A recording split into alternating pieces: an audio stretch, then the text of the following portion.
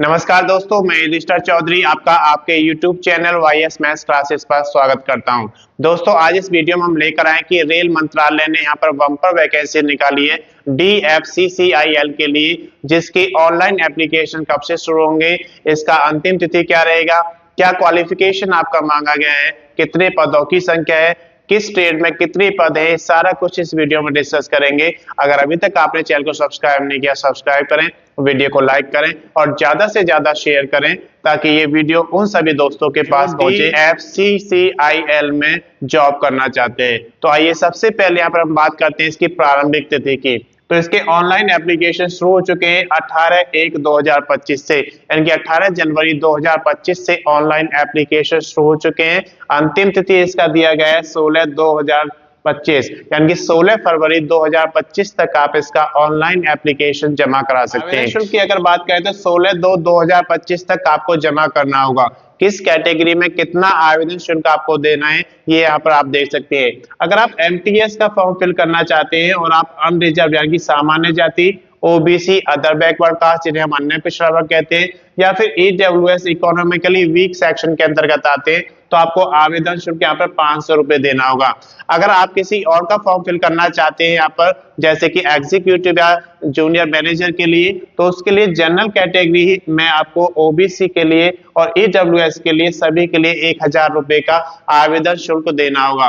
अगर आप किसी अन्य कैटेगरी में आते हैं, जैसे कि आप SC schedule caste, ST schedule tribes या आप फिजिकल हैंडीकैप्स जिन्हें हम विकलांग कहते हैं उसके अंतर्गत आते हैं, तो आपको कोई आवेदन शुल्क यहाँ पर नहीं देना है। इसके बाद हम बात करते हैं कि जो आवेदन शुल्क आप कैसे जमा करा सकते हैं। अगर आप डेबिट कार्ड यूज करते हैं तो डेबिट कार्ड से इसका ऑनलाइन एप्लीकेशन फीस जमा करा सकते हैं।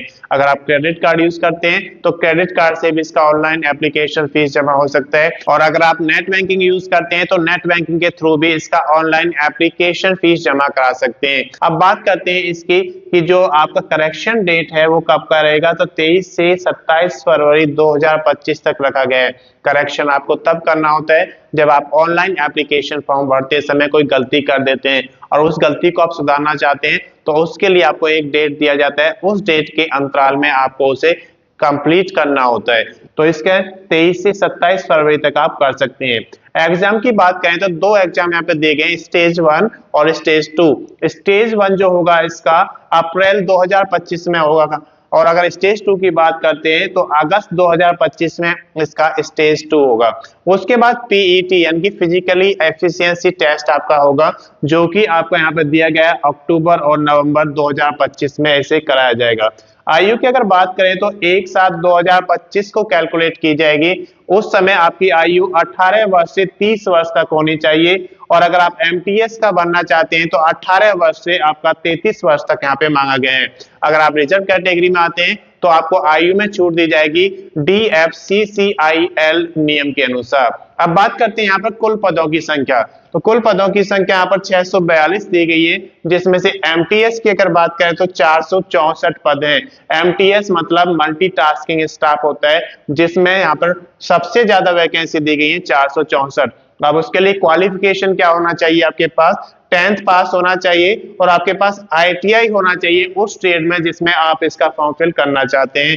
कम से कम 60% अंक आपके होने चाहिए ITI में, तो आप इसके लिए एलिजिबल हैं और आप इसका फॉर्म फिल कर सकते हैं। जूनियर मैनेजर के जहां पर 3 पद दिए गए हैं, इसमें आप यहाँ पर देख सकते हैं फाइनेंस के लिए मांगा गया है CA आपके पास होना चाहिए, या फिर आपने CMA अगर किया है तो आप इसके लिए एलिजिबल हैं और आप जूनियर मैनेजर का फॉर्म फिल कर सकते हैं। अगर हम एग्जीक्यूटिव की बात करते हैं तो सिविल के लिए यहाँ पे 36 वैकेंसी निकाली गई हैं। इलेक्ट्रिकल की अगर बात करें तो 64 वैकेंसी निकाली गई हैं, और आप सिग्नल या फिर टेलीकम्युनिकेशन की बात करें तो 75 वैकेंसी निकाली गई हैं। इन सभी के लिए जो योग्यता रखा गया है, उस ट्रेड में आपके पास डिप्लोमा या डिग्री होना चाहिए जिस ट्रेड में आप इसका ऑनलाइन एप्लीकेशन भरना चाहते हैं। बात करते हैं डॉक्यूमेंट्स की। तो जब भी आप कोई ऑनलाइन एप्लीकेशन फॉर्म जमा करते हैं तो उसमें कुछ डॉक्यूमेंट्स आपको अपलोड करने होते हैं। कौन कौन से डॉक्यूमेंट्स अपलोड करने होते हैं आप यहाँ पर देख सकते हैं। एलिजिबिलिटी में वो डॉक्यूमेंट्स आते हैं जैसे कि आपकी क्वालिफिकेशन के डॉक्यूमेंट्स, आप अगर किसी स्टेट में रहते हैं तो उसका डोमिसाइल सर्टिफिकेट आपके पास होना चाहिए। रिजर्व कैटेगरी में आते हैं तो उसका कास्ट सर्टिफिकेट आपके पास होना चाहिए, और अगर आप फिजिकल हैंडीकैप से हैं तो उसका सर्टिफिकेट आपके पास होना चाहिए। ये सारे डॉक्यूमेंट्स आपके एलिजिबिलिटी क्राइटेरिया में आते हैं और आपको ये सारे स्कैन कॉपी में अपने पास रखने हैं। इसके साथ साथ आपके पास एक वैलिड आईडी प्रूफ होना चाहिए, उसको भी स्कैन कॉपी में रखना है। एक वैलिड एड्रेस प्रूफ होना चाहिए, उसको भी आपको स्कैन कॉपी में अपने पास रखना है। उसके बाद हम बात करते हैं यहाँ पर फोटो की, तो A4 साइज फोटोग्राफ आपको रखना है और उसकी स्कैन कॉपी आपको रखना है। अगर हम सिग्नेचर की बात करते हैं तो आप एक पेज पर सिग्नेचर करेंगे और उसको भी स्कैन कॉपी में आपको रखना है। तो ये सारे डॉक्यूमेंट्स आपके पास स्कैन कॉपी में होने चाहिए। अब बात करते हैं यहाँ पर बेसिक डिटेल्स की। तो जब आप ऑनलाइन एप्लीकेशन फॉर्म शुरू करते हैं तो उसमें कुछ बेसिक डिटेल्स आपको देनी होती है, जैसे कि आपकी क्वालिफिकेशन, आपकी डेट ऑफ बर्थ, आपका नेम, फादर्स नेम, इसके साथ साथ आप किस स्टेट में रहते हैं उसका आपको डोमिसाइल सर्टिफिकेट वहां पे देना होता है। ये सारी चीजें देने के बाद आपको अपना एड्रेस देना होता है। अगर आपका परमानेंट एड्रेस और मेलिंग एड्रेस अलग अलग है तो दोनों एड्रेस आपको देने होंगे। जब ये सारी डिटेल्स आपके फिल हो जाती हैं फिर उसमें आप डॉक्यूमेंट्स अपलोड करते हैं। कौन कौन से डॉक्यूमेंट्स अपलोड होते हैं वो सारा हमने आपको यहाँ पर बता दिया है। जब डॉक्यूमेंट्स अपलोड हो जाएंगे उसके बाद आप फोटो और सिग्नेचर अपलोड करते हैं। जब ये सारी चीजें अपलोड हो जाती हैं उसके बाद आप उसका प्रीव्यू चेक करते हैं। प्रीव्यू में अगर आपको लगता है कि कुछ गलती आपने की है तो आप उसे सही कर सकते हैं, और अगर आपको लगता है कोई गलती नहीं की है तो आप उसका फाइनल सबमिशन कर देंगे। और जब उसका फाइनल सबमिशन आप करेंगे उसके बाद आपको उसका प्रिंट आउट लेना है, क्योंकि प्रिंट आउट से आपके पास एक रिकॉर्ड रहता है कि आपने कौन कौन से डॉक्यूमेंट्स अपलोड किए। जब भर्ती में आप आगे बढ़ेंगे तो कौन कौन से डॉक्यूमेंट्स आपको रेडी रखने हैं, ये सारा कुछ आपके पास एक रिकॉर्ड के तौर पर रहता है। अधिक जानकारी आपको लेना है तो उसके लिए आप DFCCIL का जो एडवर्टाइजमेंट नंबर है 1DR2025 उसे पढ़ेंगे तो आपको सारी जानकारी मिल जाएगी। ये नोटिफिकेशन मैं आपको वीडियो में लिंक शेयर कर दूंगा। अगर अभी तक आपने चैनल को सब्सक्राइब नहीं किया, सब्सक्राइब करें, वीडियो को लाइक करें और ज्यादा से ज्यादा शेयर करें।